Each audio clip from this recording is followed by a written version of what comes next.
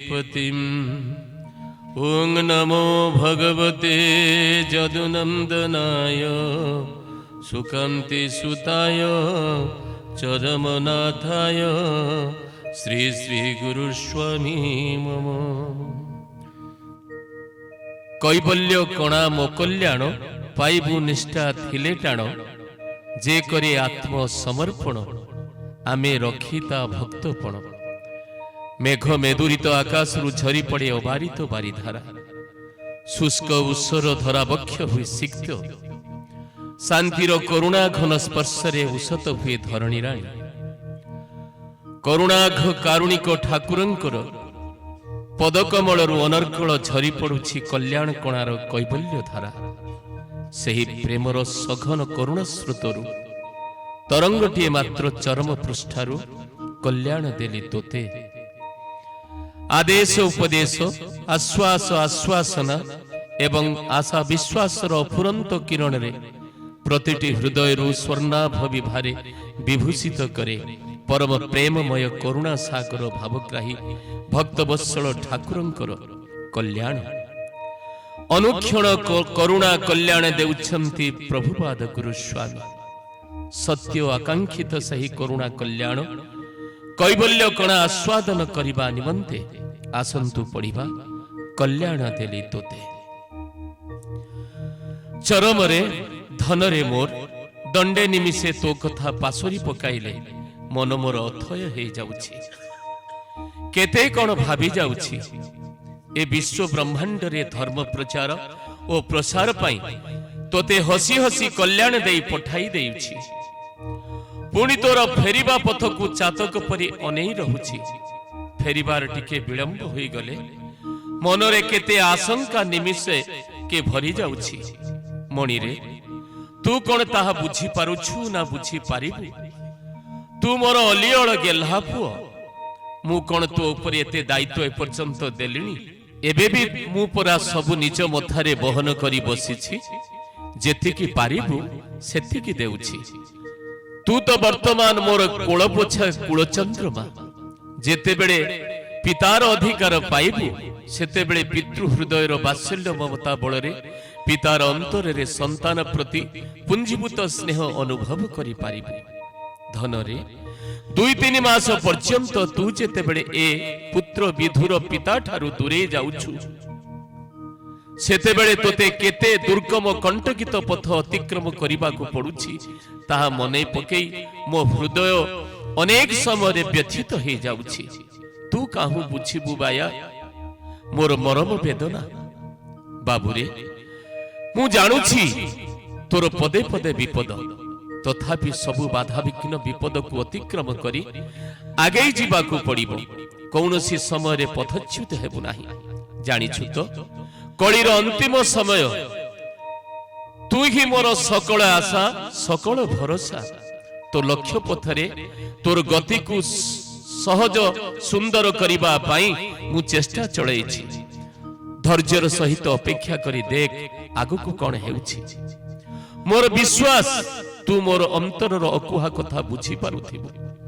तेणु तो चला पथरे नीतिदिन आगे जाई मोर सकल आशंका दूर करिबु पूर्ण करिबु मोर सकल इच्छा।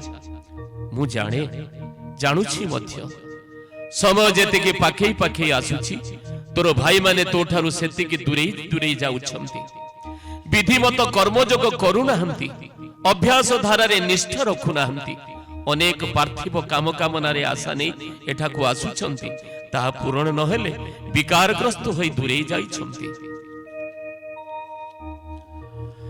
त्याग बेल को 2 हाथ मुठेई जाबुड़ी धरुछंती।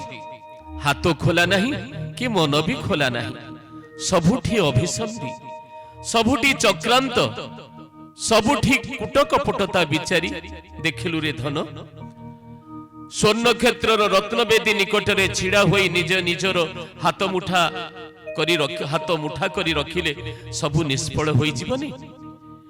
तुमको जेउ सबु द्रव्य दिव्य द्रव्य देबा पाई मु सांगरे आनिछि हाथ मुठा करी रखिले से सबु नेब किपरि नेई परिबा बा किपरि भाबी देखो तो।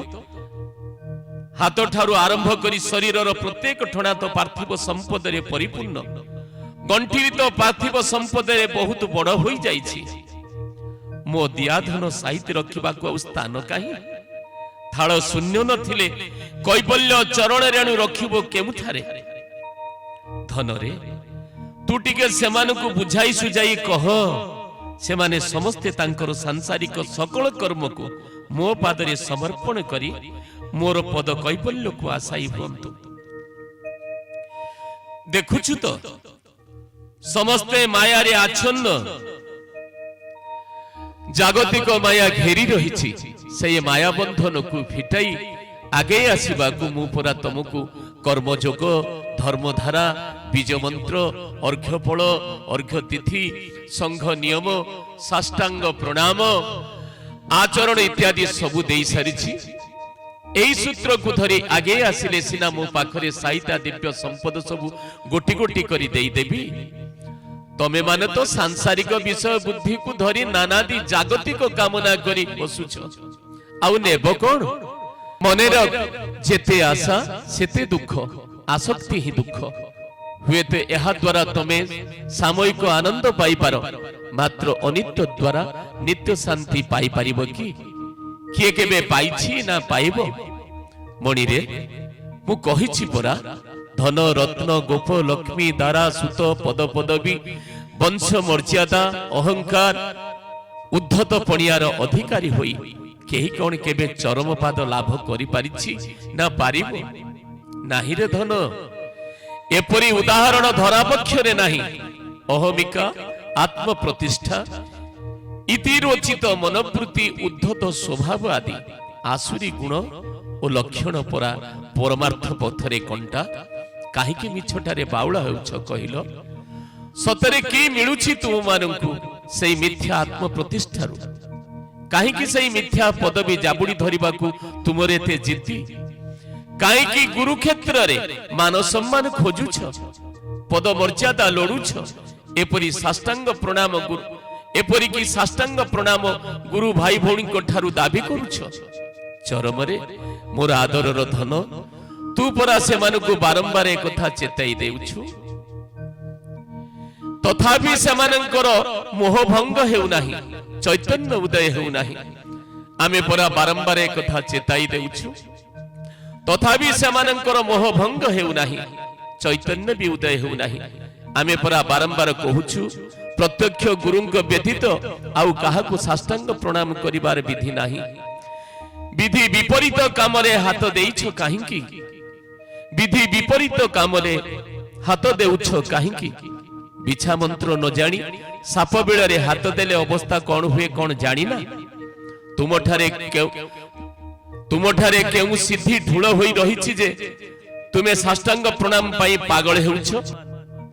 ପୁଣି ଥରେ ମୋର ମାନସ ସନ୍ତାନ ଚରମ ମାଧ୍ୟମରେ ଚେତାଇ ଦେଉଛି, ମନେ ରଖ, ଯୁଗ ପୁରୁଷଙ୍କ ବ୍ୟତୀତ ଅନ୍ୟ କାହାକୁ କେବେ ବି ଥରୁଟିଏ ପାଇଁ ସାଷ୍ଟାଙ୍ଗ ପ୍ରଣାମ ଆଦୌ କରିବ ନାହିଁ। ମୋର ଚରମ ଚେତାବନୀ, ଆମର ଏହି ଆଦେଶ ଉପଦେଶକୁ ଅମାନ୍ୟ କଲେ ଗୁରୁଦ୍ରୋହୀ ହେବ, ନରକ ଭୋଗ କରିବ, ଗୌରବ ନରକରେ ପଡ଼ି ଅଶେଷ ଯାତନା ଭୋଗ କରିବ। ସାଷ୍ଟାଙ୍ଗ ପ୍ରଣାମ କରିବା ବା ଗ୍ରହଣ, ସାଷ୍ଟାଙ୍ଗ ପ୍ରଣାମ କରିବା ବା ଗ୍ରହଣ କର ନାହିଁ। ଦାବି କରିବା ତ ହୃଦୟର କଥା। ଯଦି କେହି ତୁମକୁ ସାଷ୍ଟାଙ୍ଗ ପ୍ରଣାମ କରିବାକୁ ଉଦ୍ୟତ ହୁଏ, ନମ୍ରତାର ସହିତ ହାତ ଯୋଡ଼ି ତହିଁରୁ ତାକୁ ନିବୃତ୍ତ କର। ସାଷ୍ଟାଙ୍ଗ ପ୍ରଣାମ କାହାକୁ କରିବାକୁ ହୁଏ ବୁଝାଇ ଦିଅ, ତହିଁରେ ତୁମ ଉଭୟଙ୍କର ମଙ୍ଗଳ ନିହିତ ଅଛି। ତେଣୁ ଅଯଥା ନିଜର ଅମଙ୍ଗଳକୁ ଆହ୍ୱାନ କର ନାହିଁ। ଇହ ଜନ୍ମ ଓ ପରଜନ୍ମକୁ ନଷ୍ଟଭ୍ରଷ୍ଟ କର ନାହିଁ। ଏ ଦିଗ ପ୍ରତି ସଜାଗ ସତର୍କ ରୁହ। ମୁଁ ତୋତେ କଲ୍ୟାଣ କରୁଛି, ଏତିକି କଲ୍ୟାଣ କରୁଛି ରେ ଗଣ୍ଠି ଧନ ଚରମ। ତୋର ଲକ୍ଷ୍ୟ ପଥ କୁସୁମିତ ହେଉ, ସୁରଭିତ ହେଉ। ତୁ ମୋର ପୀୟୁଷ ବାଣୀ ଜଗତର ସମସ୍ତଙ୍କୁ ଶୁଣାଇ ସମସ୍ତଙ୍କର ଆଦରର ପାତ୍ର ହୋଇ ପୁଣି ଥରେ ସନାତନ ଧର୍ମ ଧ୍ୱଜା ଉଡ଼ାଇ ମୋର ସ୍ନେହବଳା କୋଳକୁ ଫେରିଆ। ମୁଁ ଯେ ତୋର ଫେରିବା ପଥକୁ ଅପଲକ ନୟନରେ ଚାହିଁ ବସିଛି। ଖଣ୍ଡ ଖଣ୍ଡ ହେଲେ ଅଖଣ୍ଡ ଭେକ, ଅଣୁ ପରମାଣୁ ହୁଅନ୍ତି ଏକ। ବ୍ୟଥିତ ପତିତ ଭୁଲନ୍ତି ଭୋକ, ଦିନ ଦୁଃଖୀ ଜନ ପାଶରେ ଶୋକ ଇତି ତୋର ଚିର ମଙ୍ଗଳାକାଂକ୍ଷୀ